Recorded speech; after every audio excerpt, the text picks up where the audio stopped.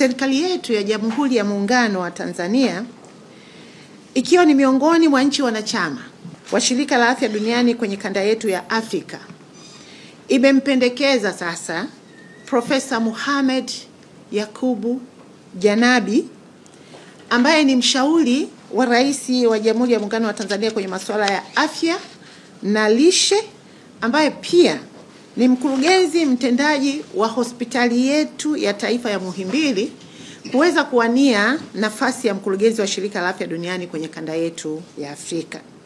Profesa Janabi anaingia katika uchaguzi huu akishindana na wagombea wengine watatu, ambao ni hawa wafuatao. Wa kwanza ni Profesa Mustafa Mijiawa ambaye anatoka katika nchi ya Togo. Wa pili ni Dr. Michael Yao anatoka Ivory Coast, na watatu ni Dr. Mohamed Lemine Dram anatoka Guinea Conakry. Kwa hiyo hawa wagombea watatu wataingia kwenye kinyang'anyiro kwa pamoja na Profesa Janabi, na tuna imani kubwa ya kushinda kwa mara nyingine tena kwenye uchaguzi wa mkurugenzi wa Shirika la Afya Duniani kanda ya Afrika, na tunazo sababu. Profesa Janabi ni mahiri kwenye uongozi thabiti. Ameonyesha uwezo mkubwa wa kuleta mageuzi ya kutosha katika sekta ya afya kupitia uongozi wake, na hasa kwenye taasisi alizoziongoza. Lakini pia sisi wote tunafahamu Profesa Janabi ni mshauri mkuu wa masuala ya afya na lishe, na ameweza kuwa mshauri mkuu wa waheshimiwa marais wawili kwenye masuala ya afya na lishe.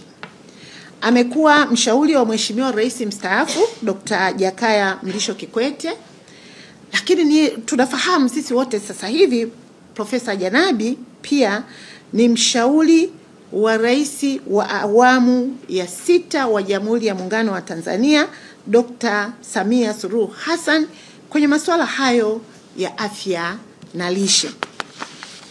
Lakini tunasema kwamba vigezo vingine ni pamoja na uwezo wake wa kitaalamu na kitaaluma.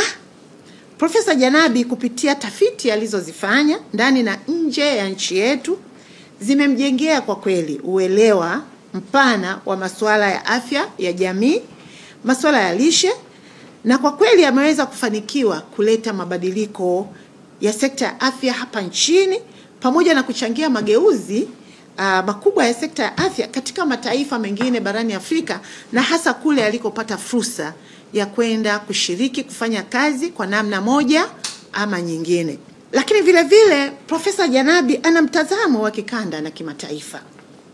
Ana mtazamo na maono ya kimaendeleo kwenye sekta ya afya yanayozingatia hasa afya kwa wote, na hii inaendana na malengo ya kidunia ya kuhakikisha watu wote wanafikiwa na huduma bora za afya.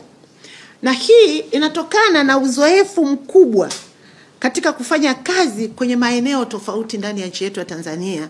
Lakini kama nilivyosema, Profesa Janabi amebahatika kuhudumu pia katika mataifa mbalimbali. Anayo rekodi ya kufanya kazi kwenye sekta ya afya katika nchi kadha wa kadha ndani ya bara la Afrika.